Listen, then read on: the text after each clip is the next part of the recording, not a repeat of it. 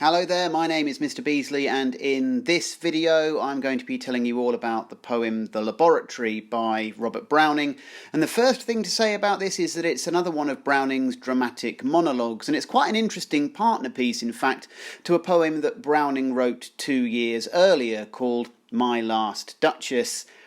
Browning was writing in the Victorian times when there was quite strict codes for social and moral behaviour, and perhaps because of this, Browning chose to set both of these poems with their themes of murder and jealousy and corruption in historic time periods. In The Laboratory, Browning takes on the role of a female French aristocrat living in pre-revolutionary France. This time period is referred to at the start of the poem as the Old Order, or Ancien Régime, a time of great social inequality in France, with the king at the top wielding absolute power, and then the first and second estates underneath, who made up just 2% of society and consisted of religious leaders, noblemen and landowners, and then the third estate underneath, which made up just about everyone else. The context for Browning's poem here is very much the world of the second estate, where the aristocracy would mingle at court and vie for the attention of the king and other well-connected noblemen. The poem The Laboratory was inspired by the real-life murders of this person, Marie Madeleine Marguerite de Brinvilliers, who allegedly in 1666 conspired to poison her father and 2 of her brothers. She went on the run, was eventually caught and tortured using the water cure. She was then beheaded and her body burnt at the stake. And this poem is a fictionalised account of an imagined moment in her life as she procures the poison which she intends to use on a love rival. Now that I, tying thy glass mask tightly, may gaze through these faint smokes curling whitely, as thou pliest thy trade in this devil's smithy, which is the poison to poison her, prithee. He is with her, and they know that I know where they are, what they do. They believe my tears flow while they laugh at me fled to the drear empty church to pray God in for them. I am here. Grind away, moisten and mash up thy paste, pound at thy powder. I am not in haste. Better sit thus, and observe thy strange things, than go where men wait me and dance at the king's. That in the mortar, you call it a gum? Ah, the brave tree whence such gold oozings come, and yonder soft phial, the exquisite blue, sure to taste sweetly. Is that poison too? Had I but all of them, thee and thy treasures, what a wild crowd of invisible pleasures, to carry pure death in an earring, a casket, a signet, a fan mount, a filigree basket.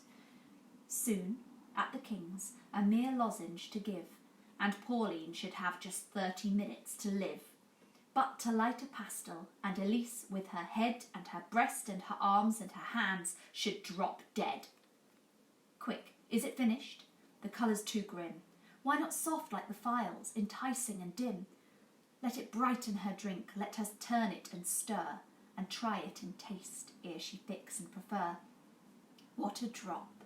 She is not little, no minion like me, that's why she ensnared him.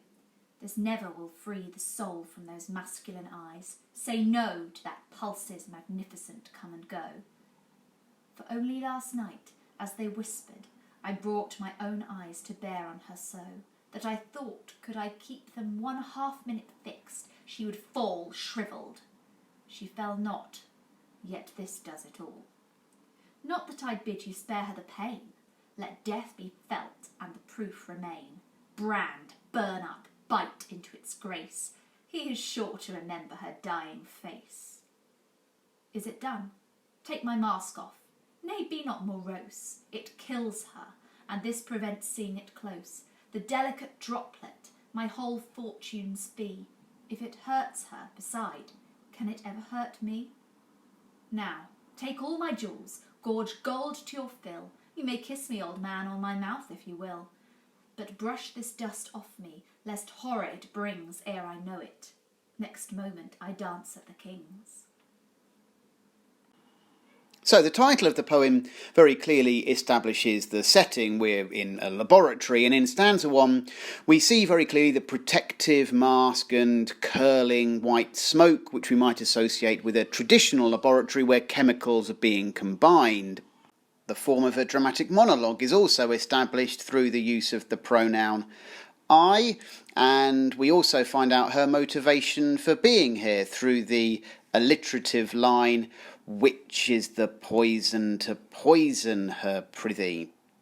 There's a note of discord created between the formality of the speaker's language here, saying please, and the question she's asking, which is basically which of these poisons is the one which I'm going to use to commit the murder. It's interesting to note that the love rival the speaker is planning to murder is only referred to through the pronoun her, almost as if she can barely acknowledge her existence. And the speaker's excitement at the prospect of killing her is indicated by the way she gazes through the smoke at the chemicals. The metaphor in line 3, which compares the laboratory to a devil's smithy, combined with the curling smoke in the previous line, creates a hellish scene where evil deeds are committed and sins celebrated. But there's a point about context which is worth making here too. Browning was writing in Victorian England, which was a time when there was a great conflict between science and religion. Science was viewed by some as the enemy of religion, and so linking the practice of chemistry to a devil's workshop would certainly have pleased some of Browning's contemporaries. The use of pronouns is a common feature in the next stanza as well, where he and her refer to the man who jilted her and the speaker's love rival upon whom she intends revenge. She seems to delight in torturing herself with images of these two together, laughing at the speaker's imagined heartbreak and suffering. But the speaker is clearly breaking free from the sexual stereotype of the time, and this is no passive, meek female incapable of taking control of her own destiny. Far from running off to a sad, empty church and weeping for the loss of her love, she has gone to an apothecary and is currently observing the chemist in the early stages of creating a deadly poison. She seems to hold the very idea of this image of female passivity in contempt, as if I would behave in this way for them, she exclaims. Now, before I talk about the third stanza, it's worth telling you something about poetic metre, and this is something which affects the rhythm of the lines as well as the specific words which are then emphasised. We can illustrate where the stress falls in a line of poetry using these symbols, and different combinations of stressed and unstressed syllables are called different things. You may well be aware already of the iamb, as much of Shakespeare is written using an iambic metre. I can illustrate this for you using Browning's poem My Last Duchess, which I mentioned before, the first line of which is, "That's my last Duchess painted on the wall." And through this combination of unstressed and stressed lines, the emphasis falls firstly on the word my, which is significant because the speaker in this poem is a very jealous and possessive man. Duchess, the titular character who was murdered by her husband. Paint, and the painting of this girl is the subject of the poem. And wall, which is where the painting is hung, hidden behind a curtain in a final act of the Duke's power and control. Parts of the laboratory are written using a dactylic metre, such as the first line of stanza 3, grind away, moisten and mash up thy paste. And this combination of stressed, unstressed, unstressed, stressed, unstressed, unstressed really focuses the attention on what the chemist is doing. The verbs, in other words. The higher frequency of unstressed syllables really increases the pace, especially when compared with an iambic line, and so we can really imagine the chemist grinding and moistening and mashing with a pestle and mortar. There is alliteration here too, especially in line 10 with pound at thy powder, and this combination of P sounds are called plosives, which here create quite an abrupt, shocking effect and really help us to imagine the pestle striking the mortar. Now, I said before that one of the effects created through the dactylic meter is an increase in pace, and this seems to have an impact on the speaker as she responds with, "I am not in haste," and she would rather be in the laboratory observing the strange processes involved in the creation of poison than at the King's. And we can assume that the King's is the King's court, or at least some ball full of wealthy and titled aristocrats. Stanza 4 contains more of what we may call the lexicon of the laboratory. In other words, the sort of specialist vocabulary which we would associate with this unusual setting, mortar, gum, vials, and, of course, poison. The colours are quite revealing here, especially the gold oozings which are in the chemist's mortar, gold being the colour of wealth, and we can infer from the poem that she is wealthy. But here, the thing which has most value for her is the poison. We also have another interesting contrast which could be symbolic of the speaker herself, as she describes the phial with the beautiful but deadly poison in it. This thematic link between femininity, wealth and death is also continued in the next stanza, where the speaker imagines being able to carry pure death in an earring, where the earrings, signet rings, fan mounts and baskets all serve to represent the aristocratic wealth, feminine beauty of the upper classes, while the speaker fantasises about using these trinkets to conceal and transport the deadly poison, making a clear symbolic link between evil and wealth.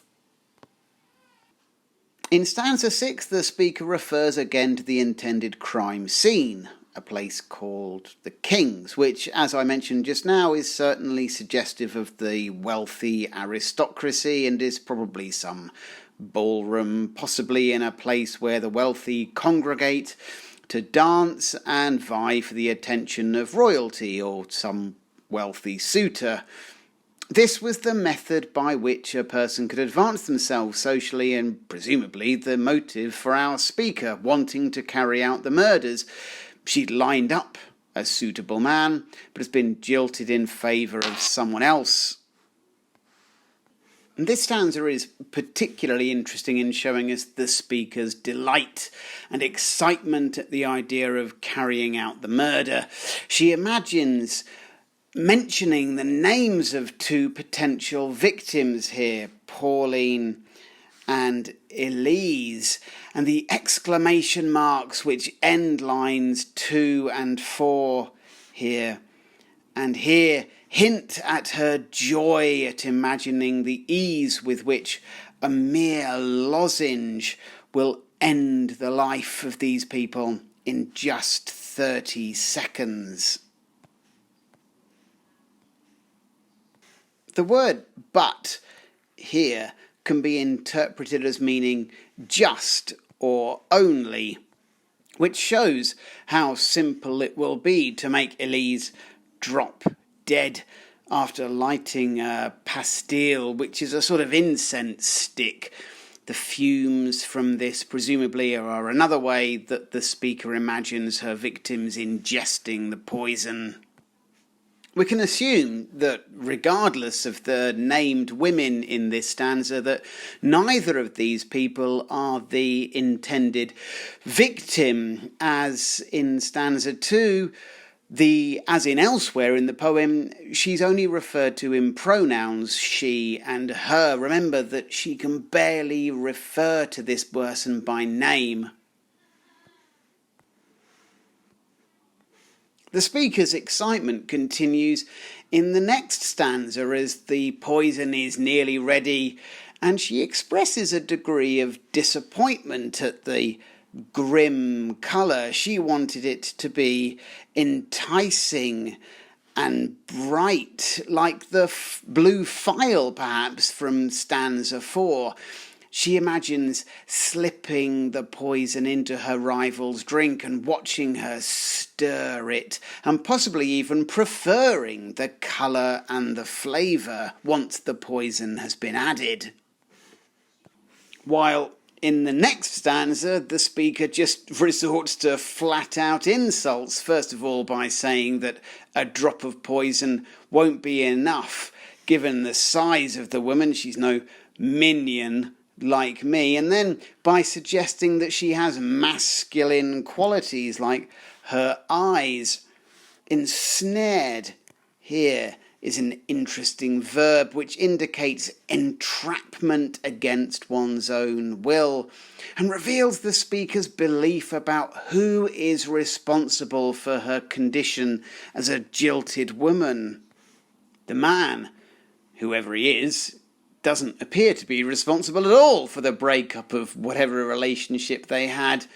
It was the fault of the rival who ensnared him.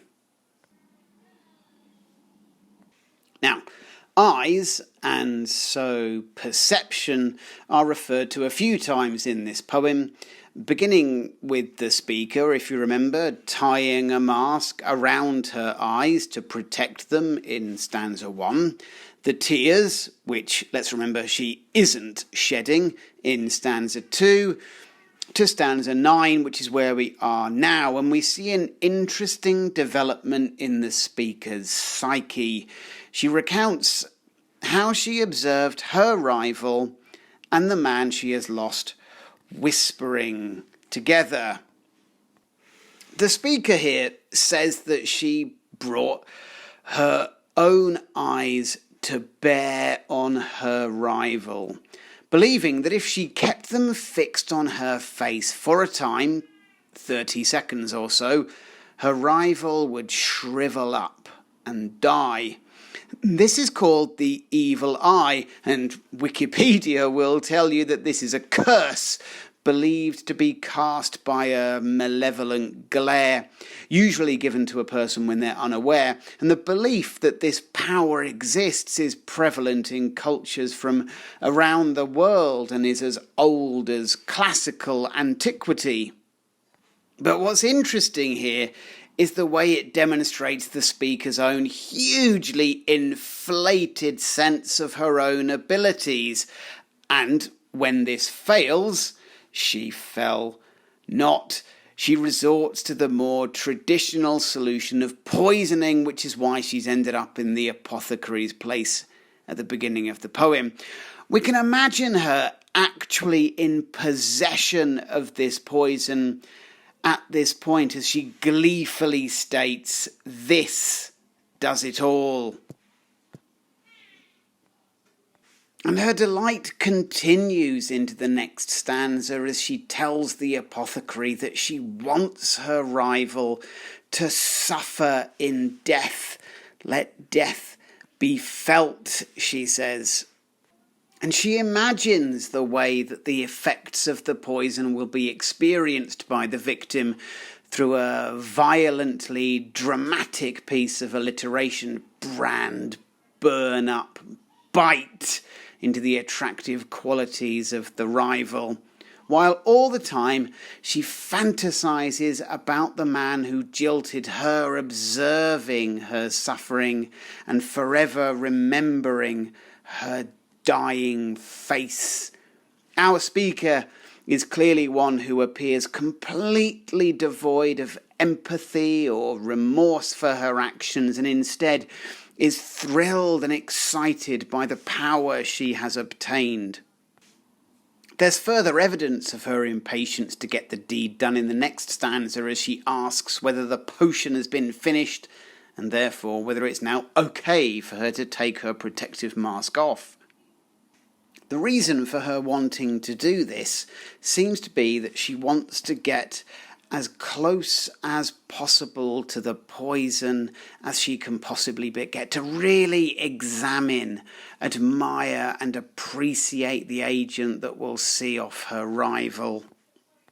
And she's clearly satisfied by the result, as the liquid sounds created by the alliterative, delicate droplet prove. The choice of the adjective delicate is an interesting one within the context of what it is that she's going to do with the poison and the results she hopes that it will soon have on a human body. The word can mean small and dainty, which seems quite at odds with the powerful brand, burn and bite of the previous stanza. But dainty can also mean attractive and easily damaged, and so perhaps our speaker has in mind the target for the poison here as well as the poison itself. For the first time in this poem, the question is raised of how much this poison is going to cost her as well, and cost can be interpreted in a few different ways as well as this poem draws to a close. The first is a financial cost, my whole fortune as a fee. But the tone becomes much more questioning as she ponders the cost to herself on a personal level, and she wonders whether the poison can ever hurt me. Now, the most obvious way of thinking about this, considering she's just taken off the face-protecting mask, is that she is questioning the apothecary whether she is at any risk herself of being affected by the poison as she closely examines it. However, another way characterises the speaker in the poem with a greater level of introspection here than anywhere else in the poem. I talked about the real-life character upon whom Browning based this poem, a lady who was ultimately caught, tortured and executed in a violent and grisly fashion. Perhaps then the hurt to which the speaker refers to here is the realisation that her actions carry very real consequences. And for the first time, perhaps, she's questioning her ability to get away with it unscathed. The theme of exactly what this is going to cost her is continued into the last part of the poem, and there's still no let-up in the pace or urgency in the narrative voice as signalled by the word now, as in immediately. It's perhaps interesting to note that this is the same word which begins the poem in stanza 1, and so it works as a structural signal that the poem is coming to an end, as much as causing us to recognise the unrelenting hurry and haste which runs throughout the lines. This word now is followed by the imperative verb take, which here is a command to the apothecary to have all of her jewels as a fee for the poison.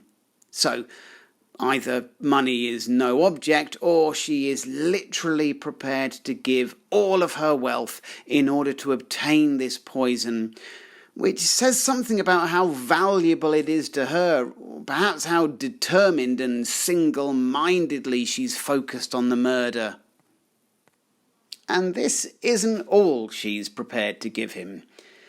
If you're looking at this poem with a focus on the character and psychology of the criminal, then the line, "You may kiss me, old man, on my mouth, if you will," could certainly be interpreted as suggestive of her impulsivity and possibly even her sexually promiscuous behaviour, which, together with low empathy, lack of remorse, feelings of guilt, the grandiose sense of her own abilities, which we saw in stanza 9, together with risk-taking behaviour associated with planning and carrying out a murder, will certainly go some way towards building up a picture of a psychopath. But either way, it's a vividly grotesque image and representation of the lengths she will go to exact her revenge on those responsible for her rejection, and perhaps indicative of her own lack of self-worth following this. The only thing she does value is the poison, and all other considerations, even her own sexuality, are secondary. The poem ends with another rush of action as the chemist is commanded to another act of physical contact with the lady, who wants him to brush this dust off me, which presumably is a reference to some of the chemical residue resulting from all of the grinding and mashing that was taking place before.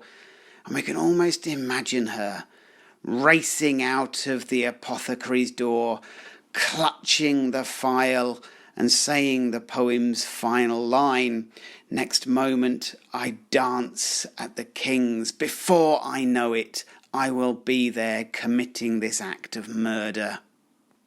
And so this poem really challenges the reader with its morality and with the question of where our sympathies are supposed to lie.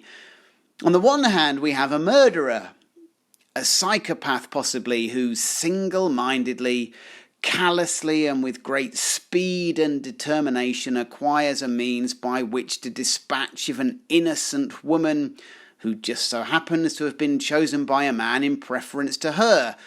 She's evil, and we sympathise with the unhappy victims who are targeted by her at the party. But this doesn't really seem to tell the story in the way that Browning intended it, or the way that we read it. Surely there is a part of us which is invited to admire the tenacity, boldness and single-minded drive of a female character who refuses, against gender stereotypes of the time, to take this rejection lying down. We're not used to hearing strong female voices from this period, and against all contemporary expectations, she's not just gone to a church to pray and weep and passively accept her lot as a jilted woman. In this poem, we have a powerful, active female protagonist capable of controlling her own destiny and whose very survival as part of the elite class of the time relies on the actions described in this poem and the sacrifices she makes. Browning encourages us, perhaps, to side with the speaker in this poem and to share in her delight as the poison is created, and cheer her efforts to sustain her position in spite of the corruption and powerlessness experienced by women at this point in history.